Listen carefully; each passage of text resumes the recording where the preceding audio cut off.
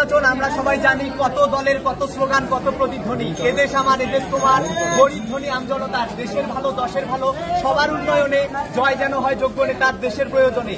দেশকে যারা ভালোবাসে বিপদে থাকবে পাশে, এমন নেতাই যোগ্য নেতা, তাকেই বেছে নেব। আমার ভোট আমি দেব, নির্বাচনে নারী পুরুষ সমান অধিকার, এই কথাটি সবার কাছে বলছি হাজারবার। নারীরা আজ নেই পিছিয়ে গিয়ে সবখানে, তারাও তো অংশ নিবে সংসদ নির্বাচনে। শান্তিপ্রিয় মানুষ আমরা সুখে থাকতে চাই, এবারের নির্বাচনে যোগ্য নেতা চাই। যোগ্য নেতা বেছে নিতে ভোট কেন্দ্রে যাব, আমার ভোট আমি দেব।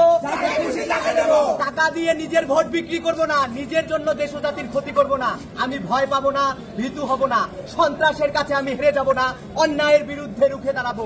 আমার ভোট আমি দেব, আমার ভোট আমি দেব, আমার ভোট আমি দেব।